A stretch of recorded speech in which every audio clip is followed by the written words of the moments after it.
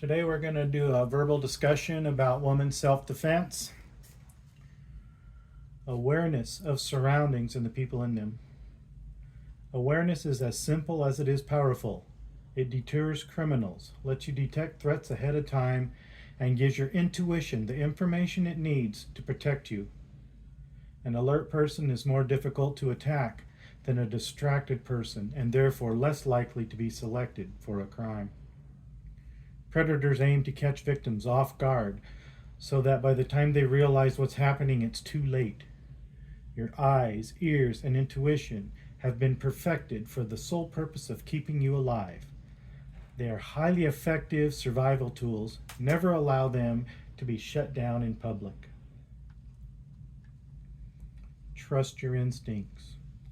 Many women who are attacked say they had a bad feeling beforehand but ignored it. In order to not appear rude or paranoid, we so often deny our own survival instincts. But that gut feeling that something isn't right is the most important warning sign that you are not safe.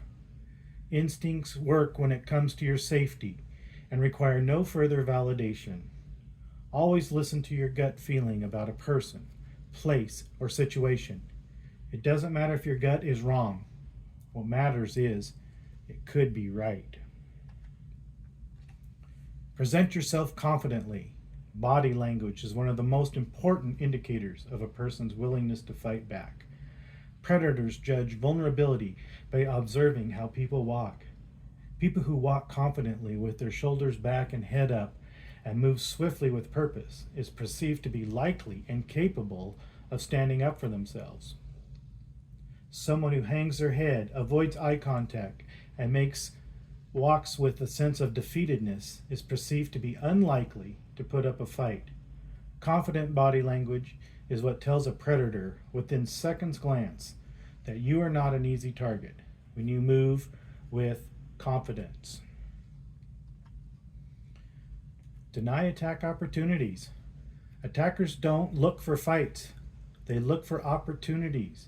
Finding attack opportunities involves considerations like finding a place and time where no one is around to intervene, positioning themselves to surprise you or attack you when you're distracted, using lures to bait victims into approaching willingly, attacking when the victim has no capacity to defend themselves, like when they're intoxicated. Criminals spend their lives honing these tactics, while the average person spends little time considering their vulnerability to them. The criminal is usually 10 steps ahead of the victim when setting up their trap. Our defense strategy needs to include actively denying openings for attack. Other people are our greatest protection. Stick with friends and take paths that have people around. Observe those around you. If someone seems to be following you, paying too much attention to you, or is in a position where they could surprise or trap you, stay away from them. If someone on an elevator gives you the creeps, wait for the next one. If someone is lingering by your car or front door, wait for them to leave. You cannot defend what you cannot see, which is why most attacks come from behind. Consider what's behind you. When waiting for a bus, stand with your back against the wall so you can see all angles. Positioning yourself so that you cannot be surprised or cornered makes it difficult for a predator to find an attack opportunity. Recognize lures. Lures are used to lower your guard and give the attacker an excuse to get close enough to attack. They are much more common than physical force attacks. For example, Ted Bundy used the help me trick by asking women for help putting things in his trunk. The help me trick can look like asking for directions, looking for a lost pet, asking to use your phone. Unsolicited offers for help are also common. Offers to help with groceries, give you a ride, help you with your car that broke down. Child predators entice children to approach their car by offering free stuff, showing animals, asking for help, or by simply starting a conversation.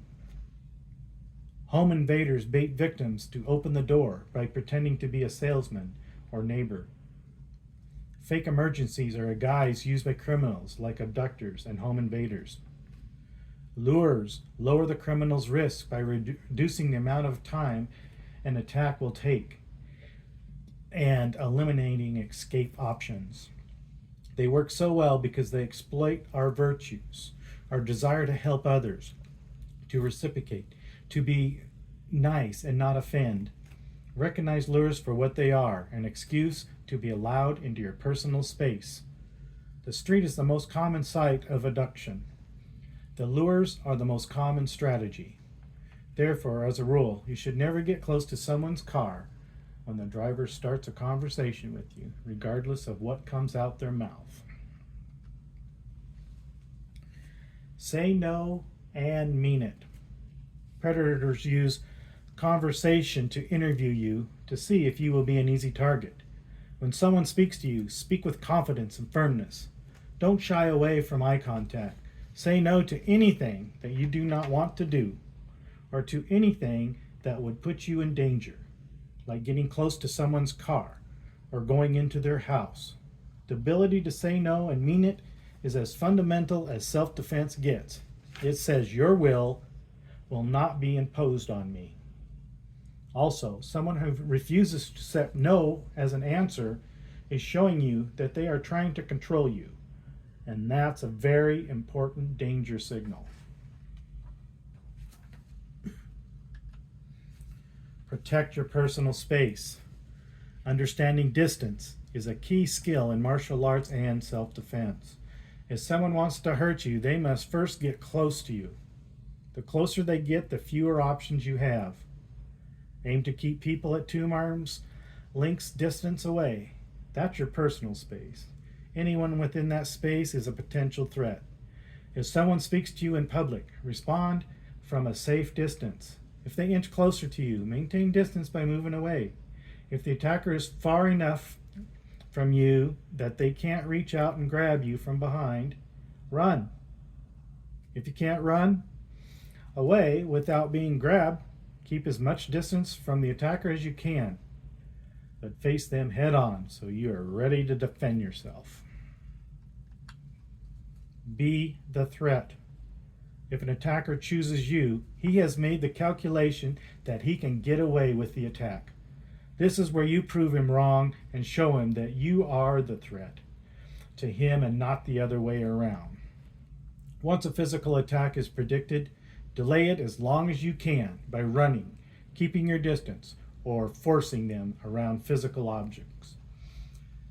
Their window of opportunity is small and vanishes with each passing second. Draw attention to the attack by yelling things that alert others and frighten the attacker. Help! Get away from me! Rapist! Police! As loud as you can. If you can't run away, face them head on. Put your hands up to a stop position at temple height, but up in front of you. If they attack, you fight back with as much aggression as you can.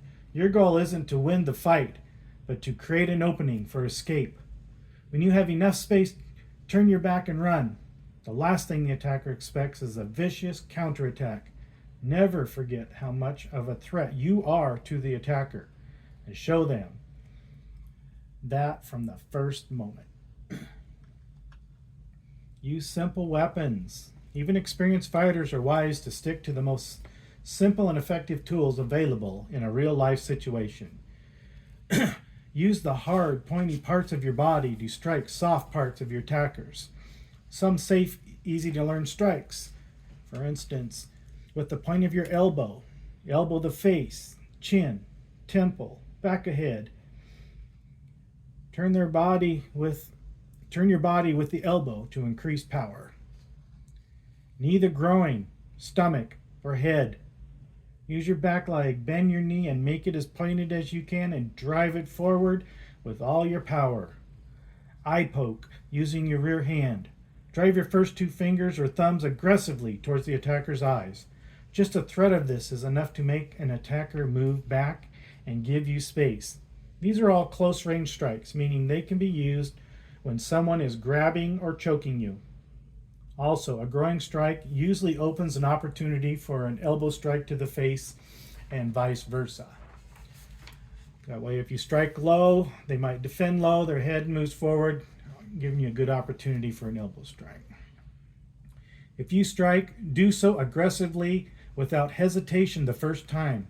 Force them to respect your attack and shift into defense mode. As soon as they give you an opening to escape, take it. Never go to a second location. The secondary location is the place the abductor is trying to take the victim. It is usually a private place that allows them to commit their desired crime without risk. As soon as the victim is taken to a secondary location, the chances of survival plummets to almost zero. You must do everything you can to defend yourself where the attack first happens. This is where you have the most advantage over the attacker and where the attacker has the greatest chance of getting caught or giving up. The attacker may threaten to hurt you if you don't comply, or promise not to hurt you if you do. There is only to remove the possibility of possible resistance. If an attacker is willing to hurt you in public with risk, imagine what he is capable of doing risk-free in an isolated location. In self-defense, options equal survival. Never let an attacker remove your options. Don't allow your hands to be tied. Don't allow yourself to be put into a car or taken to a second location. You must fight while you have the option to, and while your chances of success are still high. Things to consider. Close your curtains at night. If your lights are on inside at nighttime, people can see you, but you can't see them. Lock your doors when inside or out. Not locking your doors is like saying, "Come on in." Have your car key in your hand and lock the door as soon as you get in your car or house. This allows you to get in your car and be safe quicker. Don't fumble around in your purse. You already have those keys in your hand, whether it's a house key or a car key. Have security cameras, real or fake, but the more people see them, that's a deterrent. They might choose another location without cameras. Have a dog that barks at every sound and make sure you investigate each time. Don't just tell your dog to shut up. They're doing that. They're trying to protect you. Lock your bedroom door. Could buy you a few seconds to call 911 or grab a weapon. Do not open your door to anyone and have a no soliciting sign. If you did not invite them, they don't need to be there.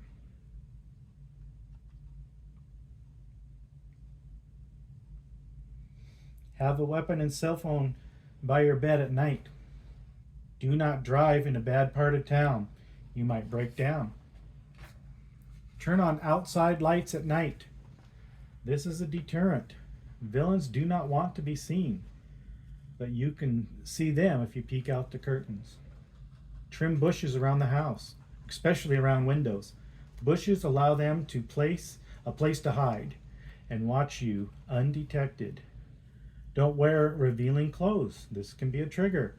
Try not to stand out more than others. Never leave your drink unattended. You will get roofied. Just use common sense. The best defense is not putting yourself in danger in the first place. Thank you.